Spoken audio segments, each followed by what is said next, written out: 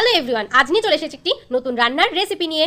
আজ রান্নাটা আমার মাই করবে, কেননা পাট শাক দিয়ে মুসুরির ডাল আমার মা বেশ করে।